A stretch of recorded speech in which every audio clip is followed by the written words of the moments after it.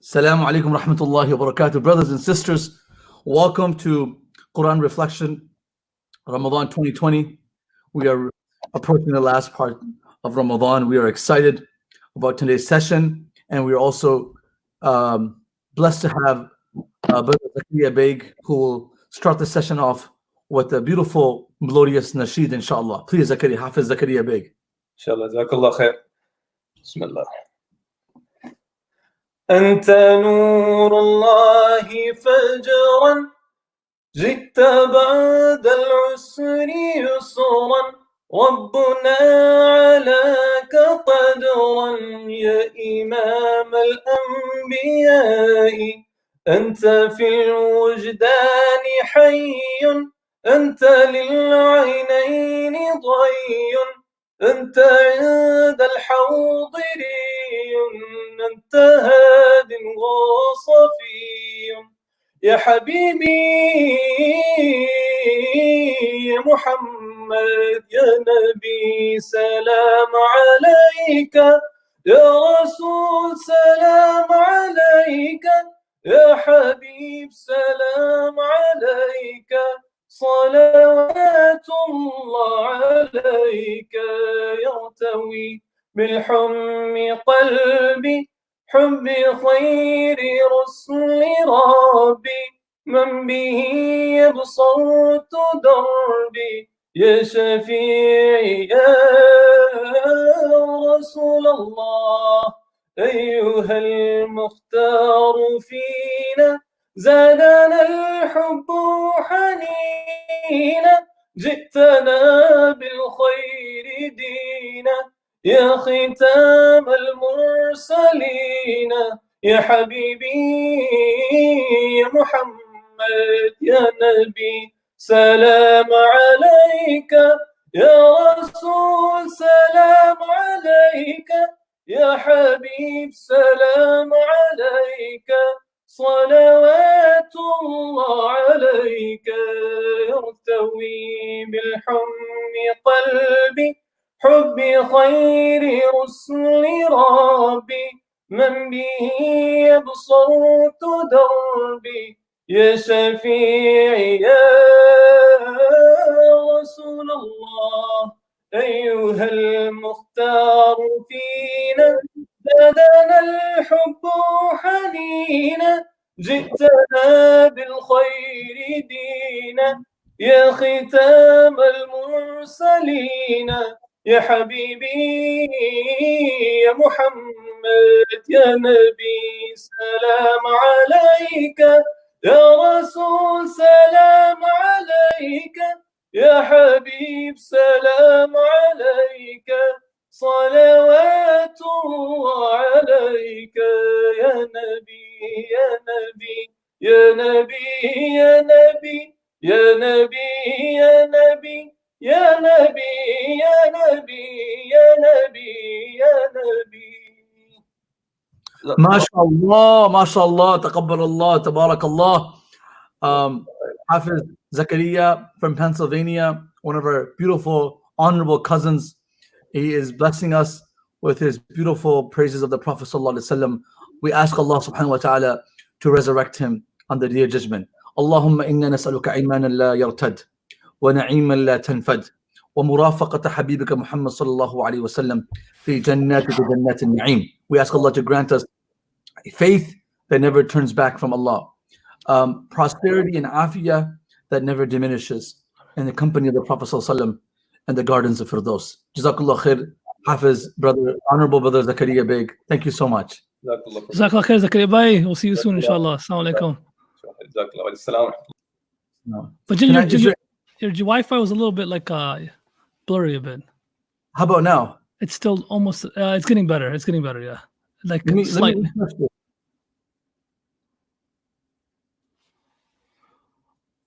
I'm here again with you guys all alone. It feels a little bit refreshing. But Jen, I hope you don't want to come on the right side of the screen. Oh no, you're the right side. You know, even the Wi-Fi cannot accept me on the left side. Ooh. No? Mufti Saab, Assalamu alaikum rahmatullahi wa barakatuh. Wa alaikum salam wa rahmatullahi wa barakatuh. How are you doing, Bajan? Alhamdulillah, man. Just it's been a long day. Sunday, I go to church. I gave him a sermon at the church. Then I have a couple of meetings, and then teaching my afternoon stations, my class. You know, the church is still open, man. Social distancing. You know, it's all virtual now. Okay, got you. But, Yeah, no. don't give a bad message to our audience, man. No, we don't. If only reason we go to church is give them dawah. Okay, good. It's called multi-faith. They call it interfaith. I don't know how the inner of the faith. It makes any sense to me, but I like the multi-faith concept better. You know, because you're not really trying to convince them. You're just trying to do something together. You know. I got you. Anyways, Mufti Abdul Rahman, welcome. I have a serious statement to share with you. Zakaria, again, my son asked me. He said, was your younger brother, your role model? Was he ever your role model? I said, that's a very good question. I said, yeah. Then he said, were you ever his role model? I said, that's a question you have to ask him, But it's a beautiful question, and I have to say first, go answer the question. What did you say? I said, definitely. I said, yeah, and I say it like it is. You are my role model. I look up to you, not for everything, but I look up to anyone that can inspire me, help me. Doesn't matter who it is, Of course, not the Republicans, but everyone else I look up to. Man, come on, bro. We look up to each other for the benefit of akhirah, inshallah. We are here on the. So this question, one of the, I think it's Adam's mother. It said, "Can you explain us the background? Is it behind you? Is it related to Miftaah or MI?" So Miftaah and MI are inseparable, pretty much. They're together. But this building that I'm sitting in right now was purchased with an intention to serve the community through Miftaah, through our girls' school. It's going to be Munir Academy, through all different programs we're going to have here. So yes, the building I'm sitting in currently is that the background is Miftaah. This is going to house our future Miftaah classes, workshops, and other things that we're going to do in the community. We already have a beautiful 100,000 square feet building on 11 acres of land that houses Michigan Islamic Institute. So I hope I answered that question. We have a 7-year-old Samra. She's listening. I'm going to give her a special shout out. And I want to give special recognition, honorable recognition to my students from Flint I made a deal with them. They came to my 2 o'clock class and I said, can you follow me all day?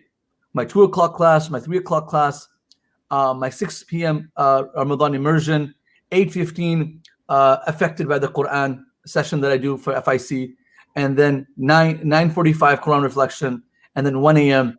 And let's see if they can live up to the challenge. So I want to give them dua. May Allah bless everyone that is tuning in, especially my special students from the Ilm class. Let's go. Bismillah. Mufti Sahib, we are on the 25th juz. And we have so many people here to listen to you, and we are so honored. Mufti, what is in your mind on the 25th juz? This is so much happening in the 25th juz. Please walk us through the 25th juz. So 25th juz has a few surahs, and the intention, I think, but in the intention we should have with these final nights of reflections is that since there's so many surahs that come together, we should just let everyone know the different surahs, and then probably take a verse from each surah so people get the flavor of each surah, right? Mm-hmm. So we have in the 25th juz, it starts off with Surah Shura, right? And then there's also Surah Al-Dukhan. There's also Surah Al-Jathiyah. Is there any other surah? And Zukhruf. And Zukhruf. We mentioned Zukhruf. Surah Zukhruf. So Surah Shura, Surah Zukhruf, Surah Dukhan, and Surah Jathiyah. And these are 4 surahs that come in the 25th juz. And each surah, they're all connected. And there's a few themes that connects all 3 of them, which we could get into. What are the themes? We'll get into that right now, but you were supposed to say one from yesterday's juz, the reflection on Inna Alladhina Qalu Rabbuna Allah Thumma Istaqamu. If you can quickly share that with everybody in a few minutes so we can jump into today's juz, inshallah. Yeah, so verse number 30 in Surah Hamim, and chapter number 41. Verse number 30, chapter 41. Allah subhanahu wa ta'ala has one of the most favorite verses that are favored by a lot of reciters in the world that love to recite this. This is the description of Allah subhanahu wa ta'ala when a Muslim is leaving this world, a pious soul. Allah says, Inna alladhina qalu rabbuna Allah, those who say Allah is their master, their Lord, thumma istaqamu, and they stay steadfast on their statement, on their belief. Istiqama, Mufti Sahib, can you tell us what that is quickly? Istiqamah, it means to be consistent on whatever you're doing. The best of all, these are to be consistent, even if they're little in amount.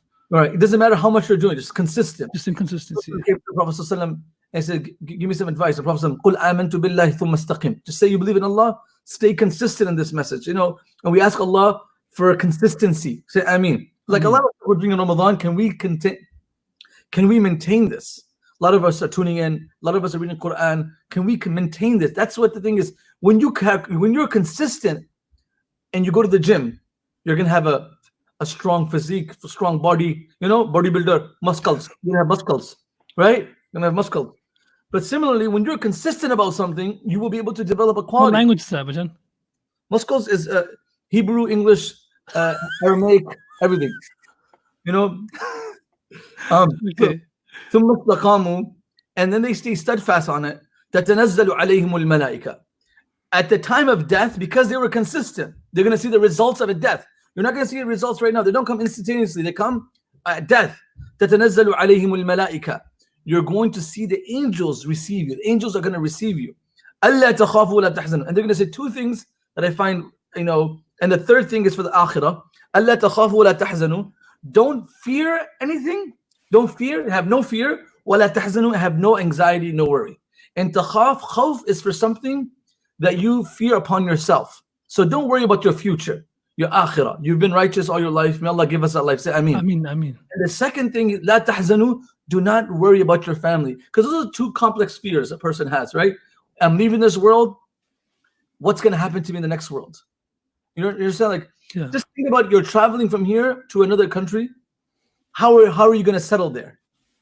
You understand? Would you get used to the climate there? Will you be able to, the nerve-wracking experience of relocating yourself?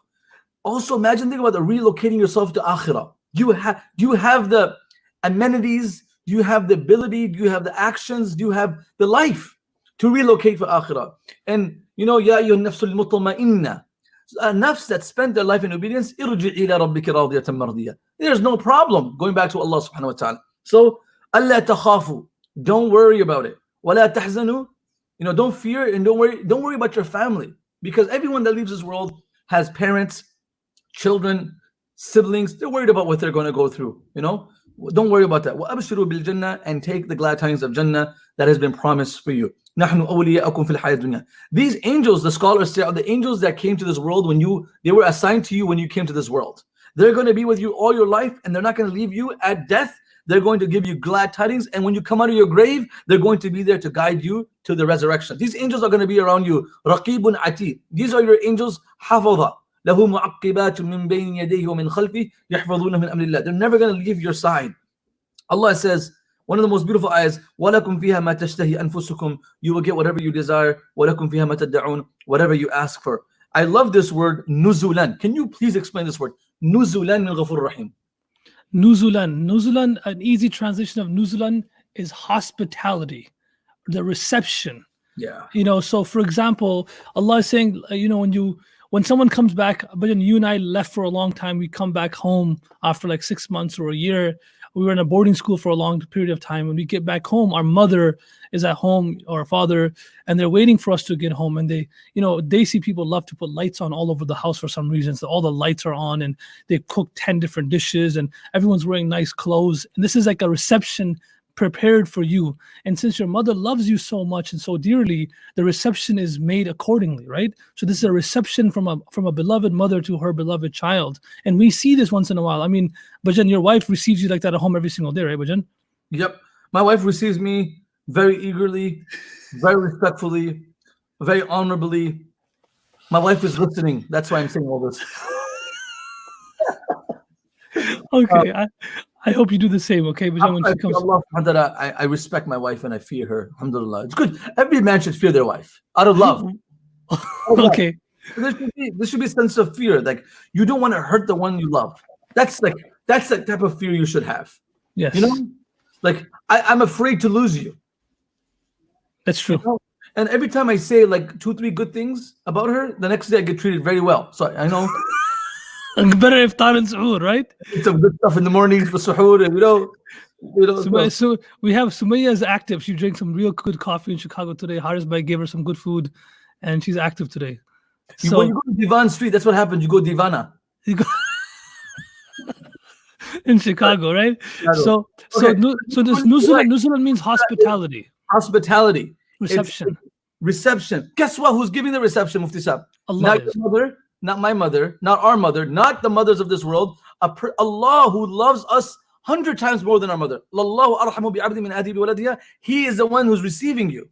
He's the one that's welcoming you. Nuzulan, hospitality from Ghafoor ar-Rahim. You can't get better than that. May Allah grant us that. Say Ameen. Ameen. We need steadfast. And I say this concluding, to be able to attain this, Allah also gives you the recipe. You know when you talked about Allah nuru samawati wal ard, Allah is the light of the heavens and the earth. Later on in that verse, Allah talks about the masjid. That's where you attain God's nur. So you can get to Allah ultimately. وَمَنْ أَحْسَنُ قَوْلًا مِمَّنْ دَعَى إِلَى اللَّهِ. What is better? What word is better than calling towards Allah subhanahu wa ta'ala and doing good actions and saying that I am a Muslim? Meaning, if you are involved in active da'wah, engage with the Muslim community. If you are an active Muslim, not a reactionary Muslim, oh, I think I have to pray because I have exams. Oh, my life is not well, I think I have to make dua. Oh, I got sick, I have to give charity. You know, like the reactionary Muslim. You know, if you can step away from that and be proactive, invite people towards Allah, help people out, then if you're doing good deeds, this type of person most likely will have the most opportunity to stay steadfast because they're not only worried about themselves, but they're also worried about others. Does that make sense, Mufti Sahib? Yeah, of course. Thank you. So that you want to finish that off? Yeah, but then if you want to, we can like connect the next ayah, which is in Surah Al-Dukhan. Okay. So we can talk about Shura after, but Surah Dukhan talks about a similar concept. Like the audience likes to hear the verse number. Do you know the verse number? Dukhan's verse number. Look at it. Chapter number 44, and we're looking at verse number 25. Chapter number 44. 44 and verse number 25. Why is this top 10 thing on here for? But it's not top 10 right now. Not top 10. I don't know why. Everything is top 10. What we do is top 10. ESPN. Okay. So in that verse, Allah, this is an interesting verse, which is about also a person leaving this world. And it really matters how we're leaving this world. It really matters. How did you leave this world? What's that hadith about the Prophet saying that when a person leaves this world, imma mustarihun? Oh, yeah. Say that, please, Bajan. Marra, you're testing me, man. You're testing me. Go ahead, Bajan. مر جنازة بين الرسول صلى الله عليه وسلم. A funeral went by the Prophet صلى الله عليه وسلم, and the Prophet صلى الله عليه وسلم مستريح أو مستراح منه. فقالوا يا رسول الله ما المستريح وما المستراح منه؟ قال العبد المؤمن يستريح من نصب الدنيا وآذاها إلى رحمة الله، وعبد الفاجر يستريح منه العباد والبلاد والشجر والدواب. رواه موطأ إمام مالك في موطأ. It says a funeral went by, and the Prophet said mustarih and mustarah min. These two words. Sahaba said, what does that mean? Mustarih and mustarah min. Prophet ﷺ, when a believer leaves this world, he or she is relieved. So mustarih means to be relieved, to be comforted. You be comforted. Someone who's kind of suffering, but now their suffering has ended. Yeah. Like they feel very strained, and now they feel expanded and kind of relaxed. So this person is relaxed, chilling. You know what I'm saying? Say, should I say it the right way? Go ahead. Chilling.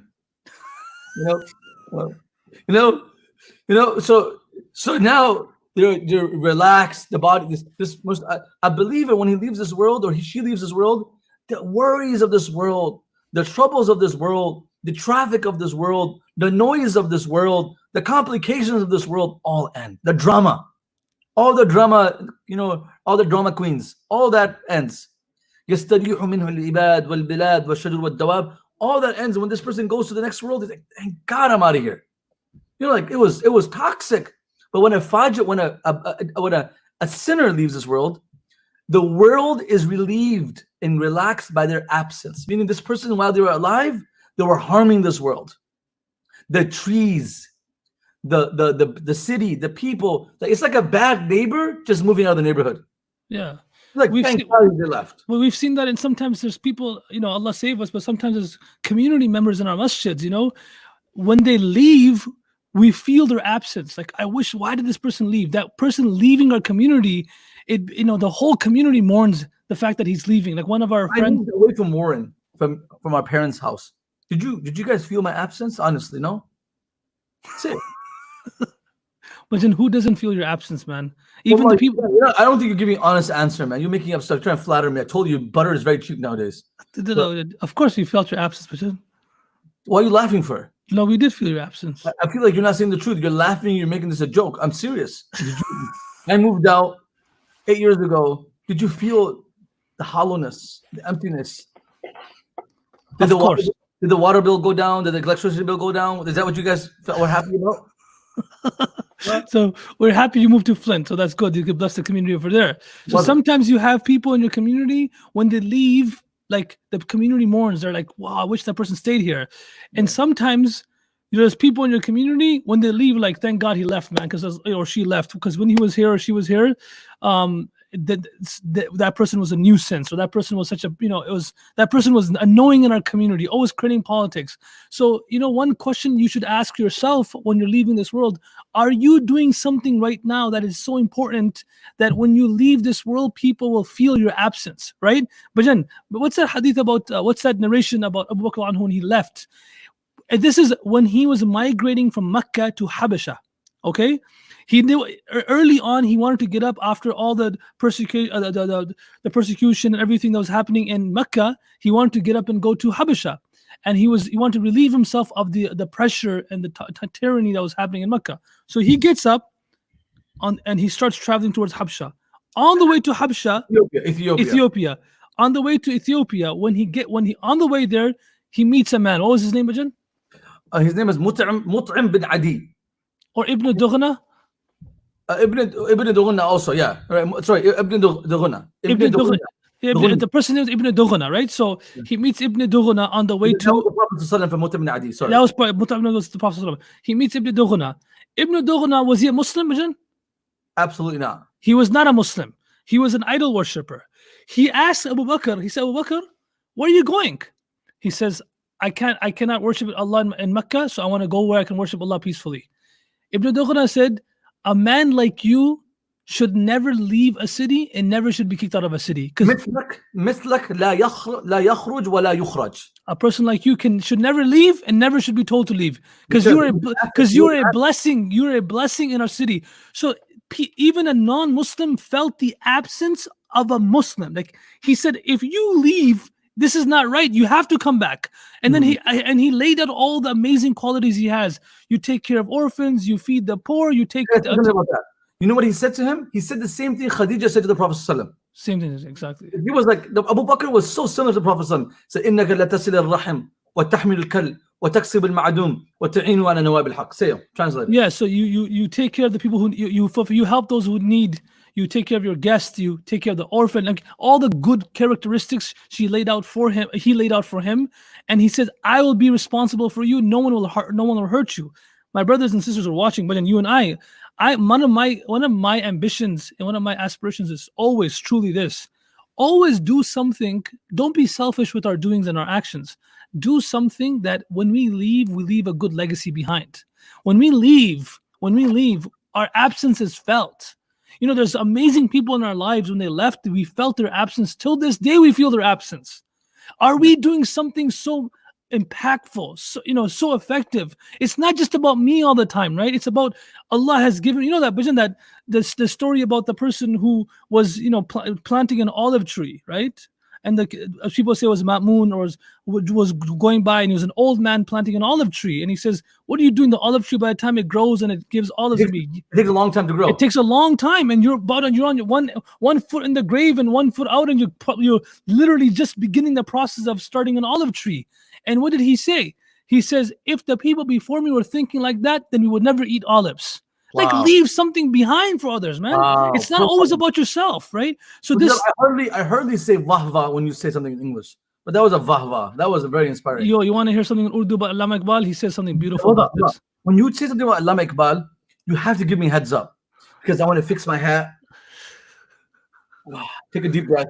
Okay, so when his son went to England, he wrote a letter to him, the first letter, and he says, "Diyar-e ishq mein apna muqam paida kar, naya zamana nayi subh sham paida kar." You see, it's a long poem, but beginning he says, "Diyar-e ishq mein apna maqam paida kar, naya zamana nayi subh o sham paida kar, mera tariq amiri nahi faqiri hai, khudi na bech gharibi mein naam paida kar." Right? He says, when you're at this new city, new juncture in your life, make a name for yourself. Right? Make a name, make a new day, make a new night. Don't worry about it. You can impact the world somehow, some way. And then he lets him know. He's like, listen, the way I impacted the world, mera tariq amiri nahi. It was not through luxury and richness. Rather, it was through simplicity and humility. Khudi na bech. Never sell yourself. People sell themselves for fame. Don't sell yourself for fame. No, don't sell yourself for popularity. Don't sell yourself for something less than who you are. Gharibi mein naam paida kar. Make your legacy in helping the poor and keeping yourself humble and keeping yourself lowered, because that's when Allah will elevate you. So this is when Sa'd bin Abi Waqqas, when he got to finally, when they conquered the Persian Empire, people were happy. This was the Qasr al-Abyad, the White House. Qasr al-Abyad, right? And there was a White House in that time, not this White House. This is the Qasr al-Abyad, the famous white palace that people were after.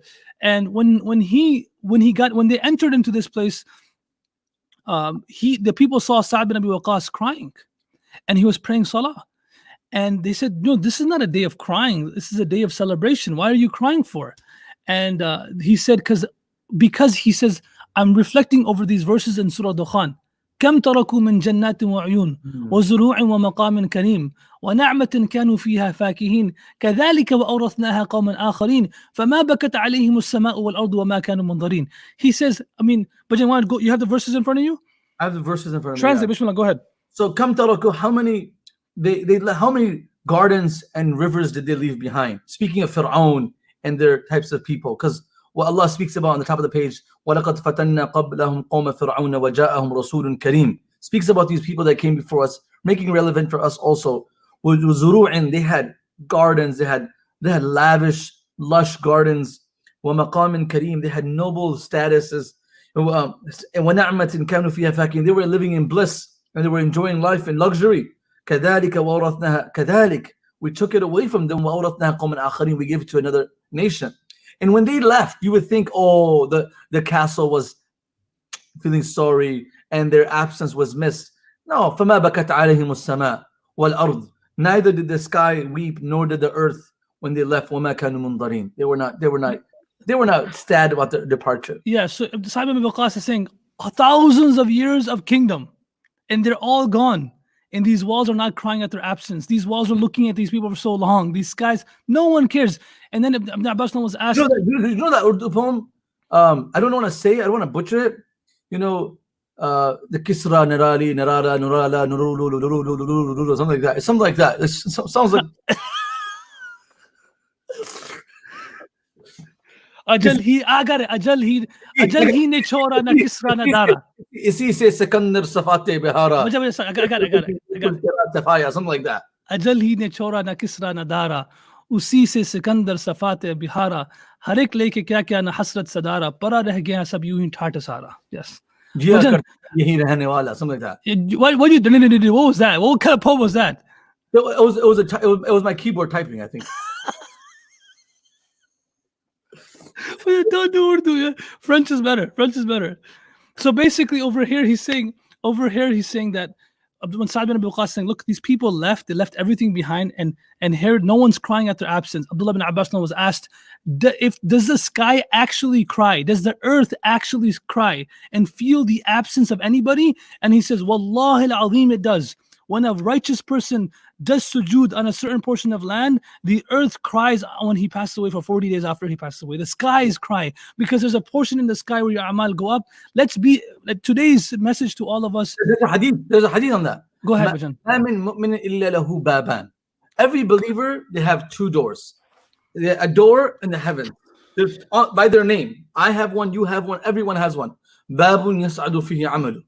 When you do the action, the deeds go up.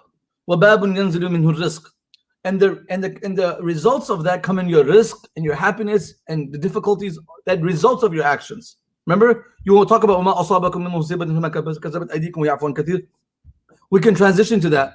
But when you would do good deeds, all the actions go up. Remember in Mi'raj, Mufti, remember this? the Prophet saw two lights flashing back and forth, and he asked Jibreel, Just don't make those vocal reactions. Don't do that. He saw flashing lights, and one was going up and one coming down. And he said, "What's this, Jibreel?" He said, "The actions are going up and the results are coming down." Yeah. So we have to be careful.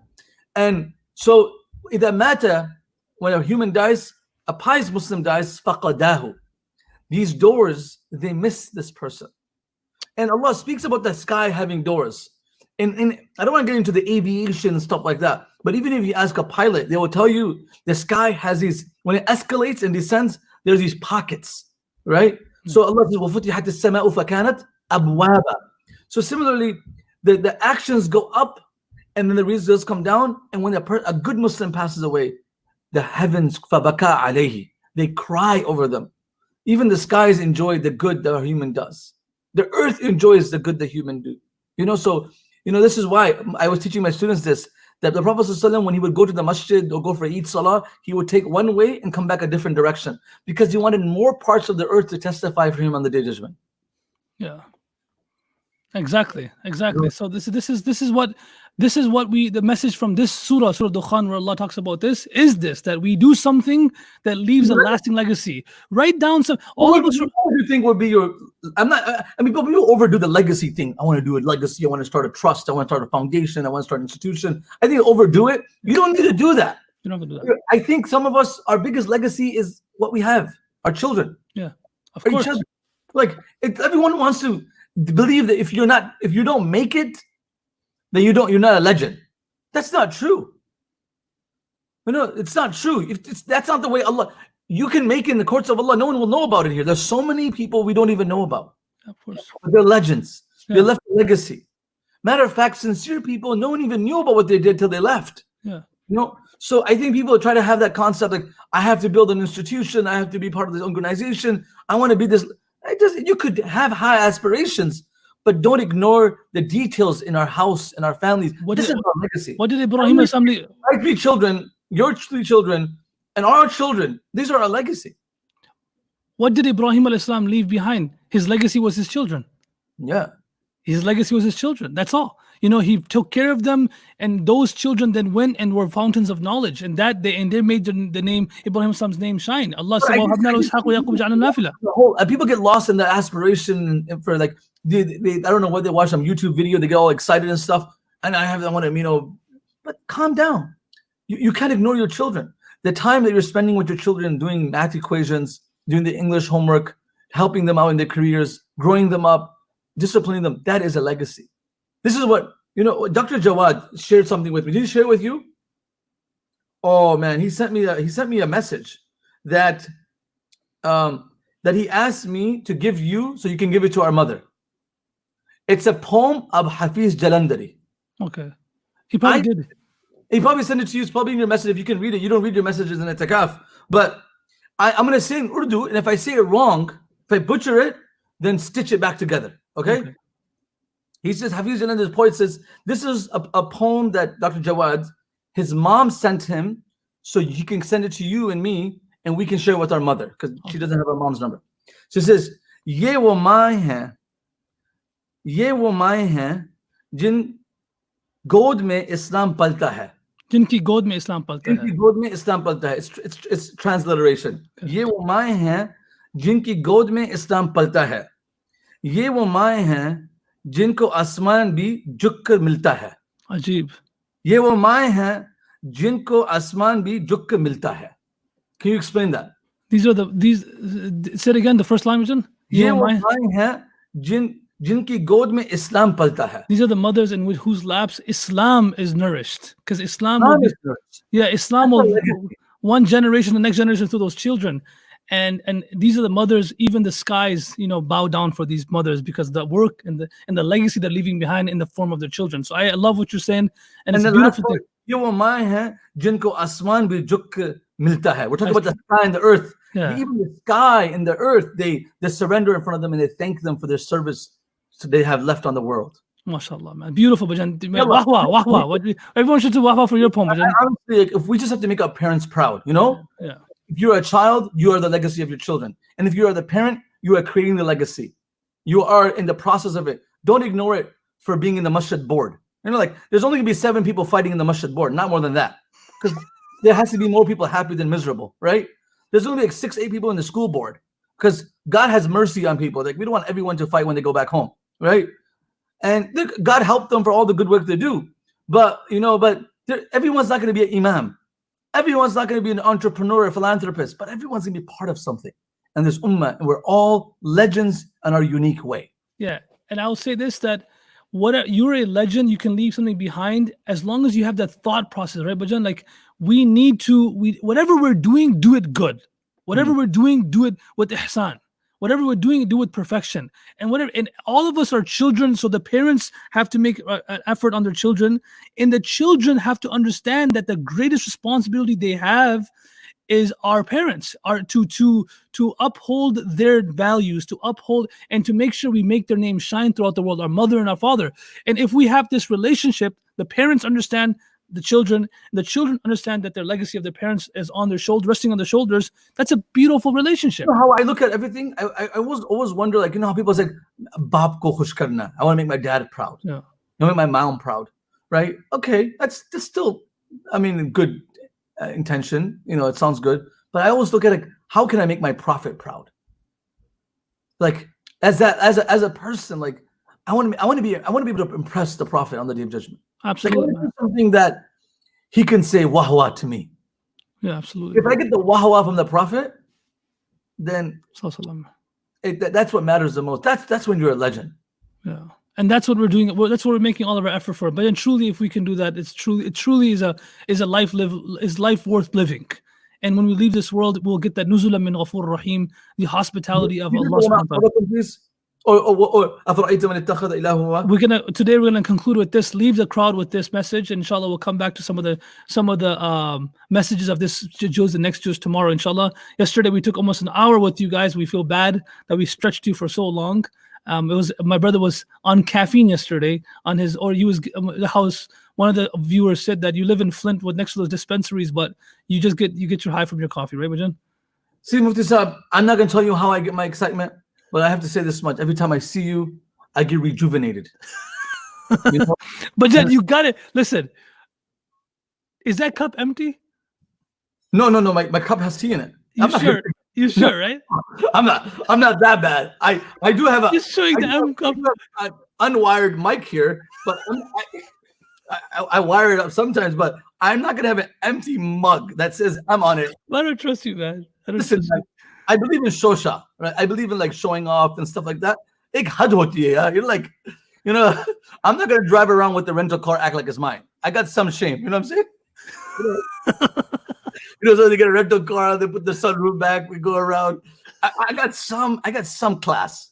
I'm not gonna drink an empty mug that says M on it. By the way, M here stands for Miftaah, just for the record, okay? Yeah. But thank you so much, Mufti Sahab, that you took out time. And tonight we're going to be together at 1 a.m. inshallah with my Mufti Sahab and I, and hopefully more people will join us. Brothers and sisters, as we conclude, we come to the last few nights of Ramadan. I humbly request that you become a Miftaah sustainer. Miftaah sustainer means some portion of your wealth will be blessed by being a consistent supporter, sustainer from Miftaah Institute. $10, $20, $50, $100. If you make $100,000 and you give $100 a month, that's $1,200 a year to Miftaah. You won't even feel it, and it'll bless the remaining of your wealth. And even if you make a little bit money and you give a little bit of that, it doesn't matter how much you give. It's about how much that remains back.